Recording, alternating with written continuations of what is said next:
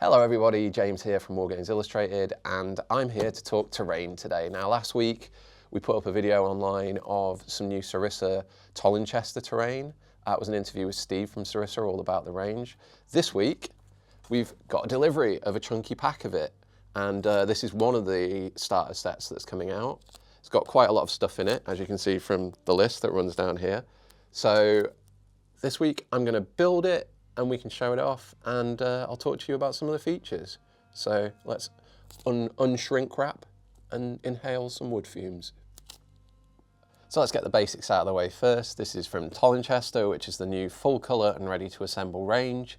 And this one's the Market Day collection, which is one of 2 starter packs you can get. There's also a town starter. These cost, I think they were on a reduced pre-order price of £122. But they're about 135 full price, and as you can see, it's got all sorts of different things in. Now the numbers here go quite high, up to 36, and that's because this is a really extensive range that's going to grow over time. But with this one being Market Day, it's got some market stalls, it's got some core buildings, and then it's got some extra accessory packs.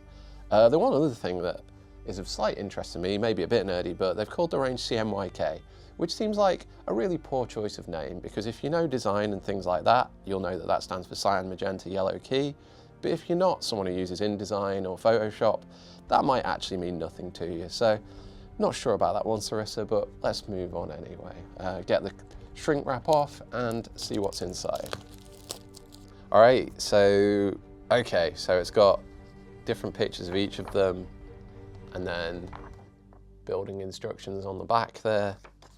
So you've got Tanner's Lane house, Needle Street house, which similar build, different colours, and a Cheapside house, which is taller.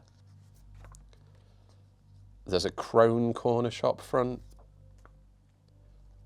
some signs, stalls, bays and dormers, got a wooden balcony, and finally the good stuff. Okay, lots of sheets. I guess these are all the signs, which quite thin, but oh, double-sided as well. That's extra cool. So I guess these are cardstock, and then this is the MDF. And as you can see, there's no peeling of sheets off this. We built some other coloured MDF a while ago, and every single one you had to peel white sheets off, which took forever. This one's straight out the batch. It is one-sided, but they've been designed to say that that's not a factor. Some more cardstock here, more building bits, and yeah, just more and more sheets. You can see some overlap here, but that doesn't affect the final pieces. Yeah, it all looks really good, quite punchy, quite a nice graphical style. It's certainly got a bit of a Discworld look to it if you want to go down that route, but I think this would be great for Dungeons and Dragons and stuff like that as well. It's probably somewhat neutral, I suppose, which is maybe a wise choice, because there's so many different Fantasy City possibilities out there, and so many different game systems that this could come into play for. All right, keep going, and we're onto some roofs here. Not even sure what these bits are. Probably more roofs of some design. Oh, bits falling out here. That'll save me some time in the build. Some kind of illuminated from inside effects there, which is quite nice.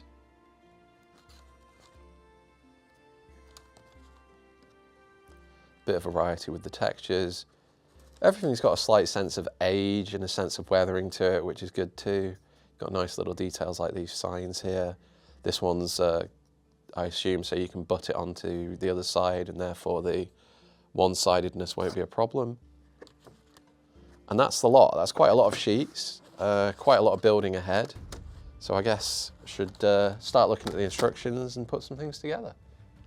All right, we'll start at the start. We've got the Tanner's Lane house here, which is 001, and handily all of the frames have got 001 on them here as well. So there's 3 different sheets for this one. Instructions on the back, and this is where numbering evaporates, as with many Sarissa kits, but everything looks quite obvious.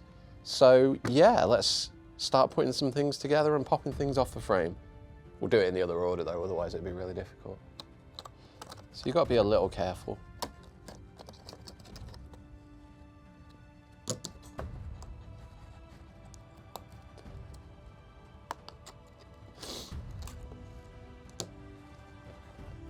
All right, so I've popped all these middle bits out and the instructions don't tell me to do so, but I'm assuming that because the interiors aren't actually accessible, that doesn't matter, and these bits are going to be useful for other things. I can see that maybe this is from here, which is the stairs, and then we've probably got steps here, so fingers crossed, should be all right. These ones, not so worried about, I'm just going to pop these out. These are going to be pretty self-explanatory where they go. And yeah, the printing's really nice. They look great. It's going to save a lot of painting effort, and the fact that you're not peeling, honestly, is a godsend. I'll get Joe to put in a little snippet of the other scenery built where we did have to peel, and yeah, it looked great as well, but that was a huge time-consuming part of the process, especially for someone with no nails. Well, 18 minutes in and I'm all peeled. How did you find that, James? Okay, I'm going to show this bundle. Oh, I'll show mine. You'll notice Callum has some small sheets. But look how big they are. Look at all these tiny little bits. Each of these individual bits had to come off as a brick.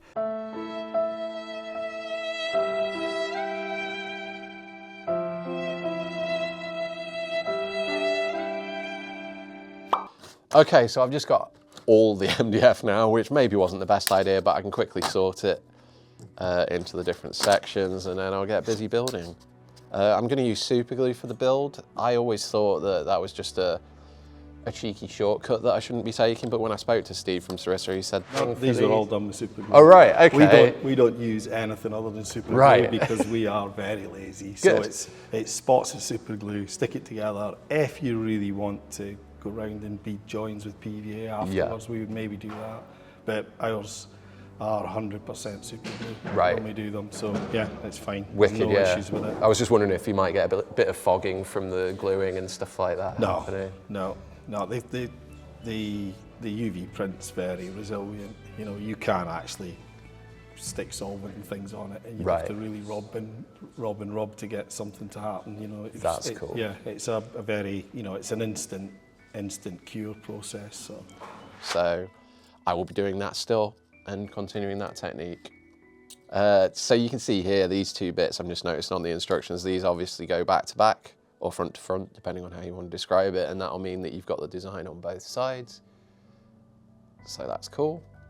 And then you've got some bits that are completely bare because they're not going to be seen, they're just supportive elements. All right, and now I've got pretty much all the parts into their separate piles. You've got some large pieces, you've got lots of very small pieces. This is going to be the chimney, which I suspect probably could have been built with fewer pieces, but they've really put a lot of modularity into some of these features, so this means you can stack it in different ways. These are the steps here. These are some of the undesigned internal pieces, roof area, and I think this is more, I'm not sure what that is, but oh, bottom walls, I think. So yeah, let's get the glue out and stick things together.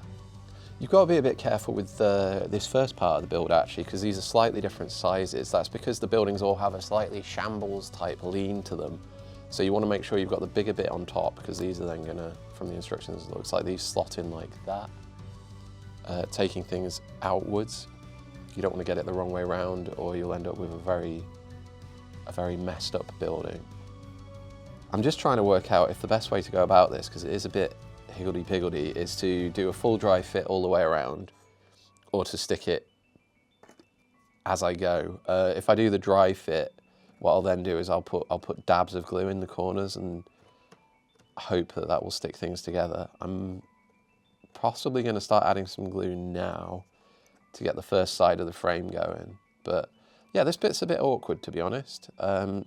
Important because all these little pieces that stick out here eventually stick through the side of the walls, and these are going to support other bridges and other features that you put on the side of the buildings. Okay, so I'm getting there finally. This has actually been a little bit, there we go, showing that it's been fiddly. It's a fiddly operation fitting these in. You're making the kind of core structure of the building, so it's important. But yeah, there's There's been some wobbling back and forth there and a few things falling apart. I think we're in a good place now. I've got 2 sides in, they're relatively stuck, so I can move on to these other ones quite quickly. How good that looks. I'd love to live there. That is the official Wargames Illustrated opinion of Joe, if you could catch that. He's clearly a passionate hobbyist and a realist. All right, stage 1 completed. So that is the core structure to the building. And now we're going to give it some walls. We've got lower walls, side walls, and more side walls. Now, these pins all have to feed through here. Most of these have fallen out. They fall out really easily, actually. I'm just tapping it and it's coming out, so that's great. You don't have to force all these bits out. Yeah, they come dead easy, so wicked. Let's start to slot these on. Let's see how easy this is. Oh, quite easy, actually, or at least on that level. Quite easy overall, yeah, that fits really nicely. I was worried it was going to be a bit tight and a bit of a difficult thing to level these pins through, but that's gone in really well. I'm not going to apply glue just yet. I'm going to do a bit of a dry fit on this one to check it all the way around, just because it's my first fit, and then I can probably just dab some glue around the inside, which is never going to be seen, to hold everything in place. It is taking a bit of work to get these in. I noticed there's some more things here, so I think I've slightly misaligned this one in my haste. There we go. So you do have to apply a little pressure. It seems quite resilient overall though. Sarissa kits tend to be quite tough. I am still just a little worried about snapping these off, but so far so good. And even these, there's quite a lot of strength in those and maybe a little bit of play as well, so should be okay. All right, we're looking like a building already to some extent. Okay, it's happened already. I'm not even halfway through the first build and I've knocked a support, which perhaps is down to my cack-handedness of doing this on camera and trying not to look like a total noob. But yeah, they are a little tricky. I think practice will make perfect with this. But perhaps I shouldn't have stuck the supports in and should have gone for a really tricky but safer way of putting everything together. I guess I've slightly off-angled. Let's have another go at lining it up and doing it properly. But yeah, this, I can maybe stick that through once it's done and put it aside for now. Okay, I think I was being a little bit rushed with it. It's important you find the right angle, which I obviously didn't. But yeah, there's one missing there, but I do think I'll be able to super glue it back in place and it should be relatively secure once I do. All right, and we're on to the final one here, so just got to take care. I've found that the more walls that you put on, the tighter everything becomes. It kind of gets more aligned and you have to be a little more delicate and careful with lining up the pins. It's actually not too difficult though, as long as you keep your focus. There we go. Mixture of confidence, brawn, and safety. And that's starting to come together quite nicely. Yeah, and now I will add glue to the inside and then stick this one that I foolishly snapped off on, and we can move to the lower walls. We're using just a standard army painter super glue here. Ideally for this job, I think I would use a super glue that you can get in a specifically thin version so that it would go through the cracks a little more. This will work, it's just right now it's not flowed through as much, so it's kind of sitting there pooling. Should be fine, just going to take a little longer to dry.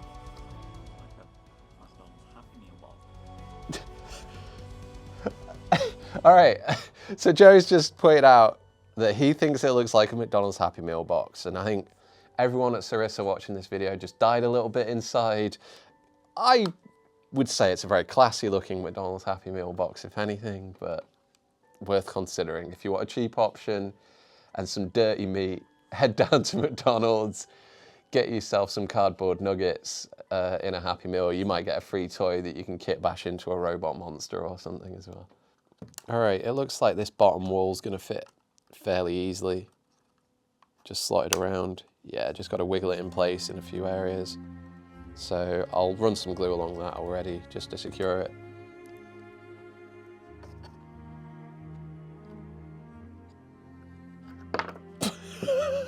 That's on the tablecloth. For the sake of the audience and for science, I'm gonna risk my finger, and I'm gonna put some super glue on my finger, and I'm gonna put my finger on the building, and then I'm gonna hold my finger here to see if accidentally, when I glue myself to it, it peels the paint off.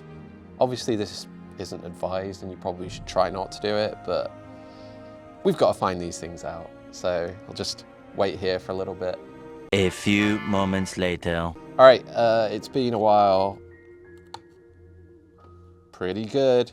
It's taken my fingerprint, but it's not taking the paint off. That is good stuff. That's pretty hardy. Got a knife somewhere as well. Let's keep at it. Okay, so that does scrape. That's pretty strong. I mean, the blade itself, which is in a bit of a state, that is managing to scrape. But yeah, general wear and tear, I think you're gonna need to do quite a lot of damage to actually see that on the surface. That's really strong printing, so absolutely approved for cack-handed war gamers there. All right, we're on there, and I think it's starting to look really good, actually. I mean, imagine how long all this would take, even if we were just doing it with one sheet on top of another without the printing. It's interesting because they are to some extent slightly simpler builds than some of the other Sarissa buildings I've made, you know, which will have windows and doors and stuff like that. But these are just going to look really good on the table. I mean, it already looks good, and it's just some walls. So yeah, quite excited so far, and not that much more expensive than a standard kit would cost either, which is an absolute bonus. There's no real fixed order in which you need to do things. I've kind of gone across there, so we might as well go left to right. So on with the roof. This one's a pretty simple build. I need some of these unprinted parts as well, just as supports. So I'll get that together, and then we can do the chimney and the stairs, and then that's done. So it's not taking too long so far. Not having to peel is really a time-saving thing. I don't know what I'm doing here. Let's look at the instructions. There we go. Not better. That way up. That wasn't what I expected. Okay, onwards. All right, so I'm sticking these together, then I'm putting them in here. I think I'm probably just gonna, rather than put glue in between and risk misaligning them, I'm just gonna put them down like this. And we'll see what happens.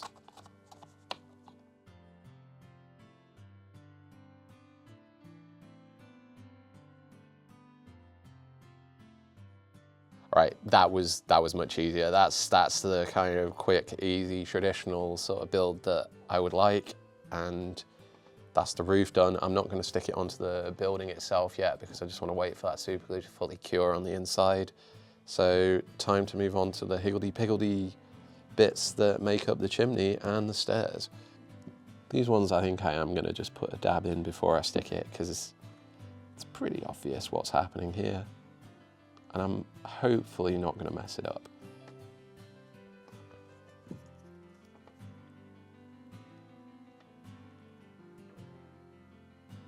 So there's two little gaps here,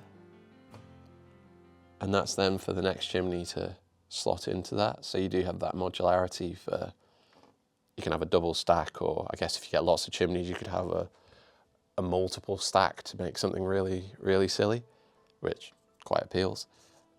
All right, there's the chimney. That will then slot in, where are we? Slot in like that, except I've not given things time to dry yet, so it's knocked the wall off. But yeah, they'll slot together for a bigger chimney. And all in all, this kit's coming together quite nicely now. First kit in a set always takes a little bit longer when you're getting familiar with a new range, but I assume everything's going to follow roughly the same build. I think one of the buildings is essentially the same building but with different graphics on it, so I already feel quite equipped to build my Tollingchester city at a pace. All right, finishing off with the stairs. These are going to go like that, and then another one in the other side, and I will probably put some glue on it on the inside in just a second, because these bits are going to be hidden, so might as well fix those in place now. This possibly isn't the conventional way to build terrain, but it's the way that I generally put MDF together. I'm usually a little more patient than I'm being on this video, but I just want to get it all done. And our plans for this is to get this whole set built, get some more stuff probably as well, put together a really nice board, and then get Graham Davey to come over with his Guards of Traitors Toll game, which this lot of terrain was originally conceived of for, and we can play some battles around our full fantasy city. It's interesting that while it is a fantasy city, there are probably enough connections that it would work still for certain historical periods, especially if you squint a little bit or you've got a group of gamers who aren't too fussy. There's certainly some nice details, and yeah, if you just stick a few of these in the middle of your board, I don't think anyone's going to be too upset if you're playing maybe Wars of the Roses or something like that. Baron's War, perhaps. Yeah, and this is a really simple build of stairs. Always good to start from the bottom and go to the top. I've actually put the top bit on there, but I'll be able to slot a step in the gap. All right, and that's the stairs pretty much done. So if we bring in all the different bits now and consult the diagram. That's cool. We've got all this. We've got our chimney, and putting it together should be pretty self-explanatory.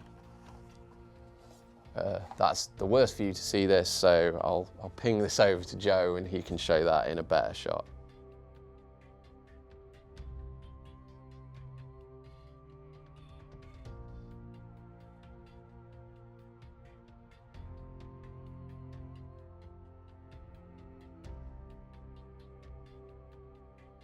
All right, no instructions for these. These are just little neat additions that you can stick to the side of your buildings and have sticking out.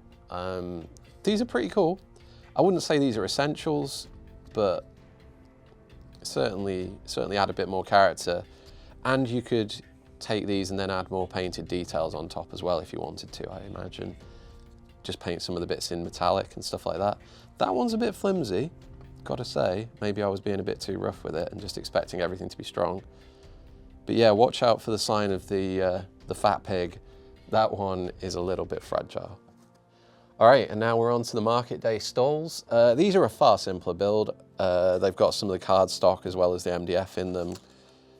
These are just gonna be the basic frames. I could probably build these without flipping this over and looking at the instructions, but I don't wanna be big time and do that. But yeah, it looks pretty simple.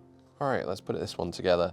Okay, the one thing to look out for with these is you actually have two different kinds of bases and two different kinds of support. This support does not go with this base. It goes with that base, which looks to be quite bloodied, so that's lovely.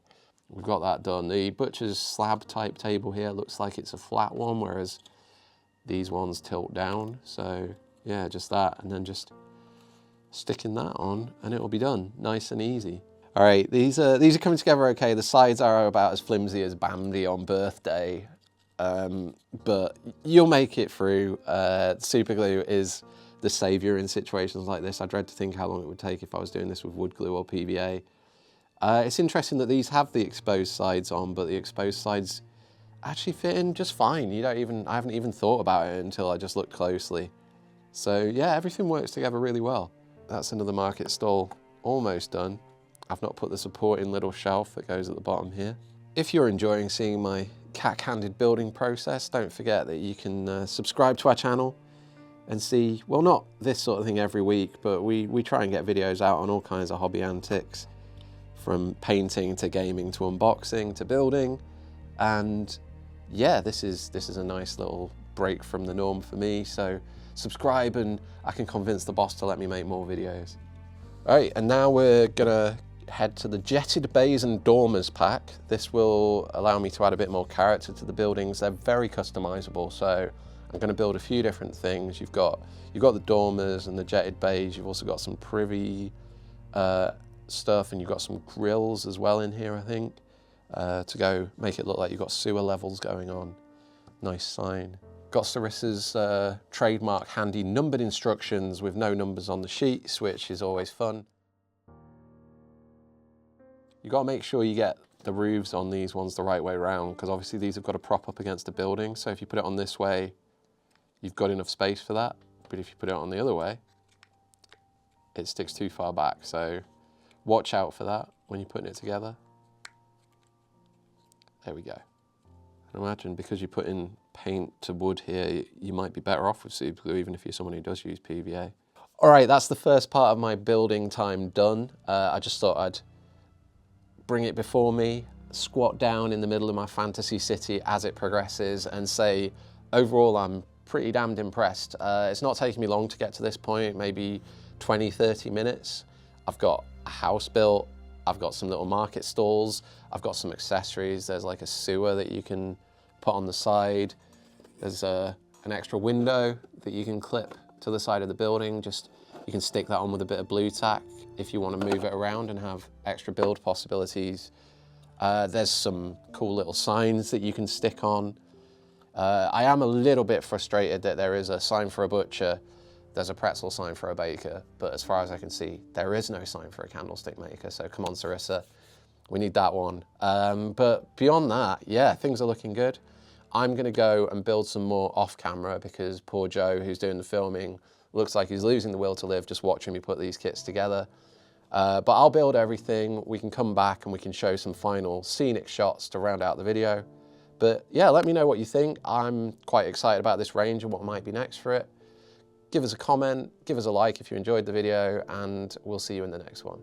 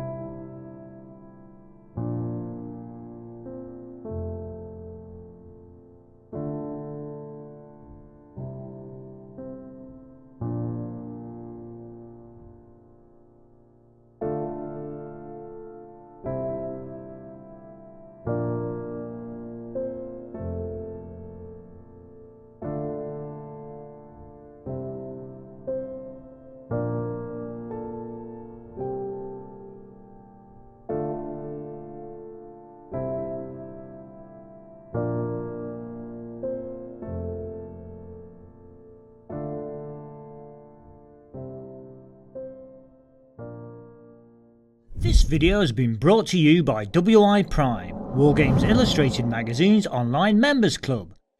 View more videos or find out more about WiPrime by following these links.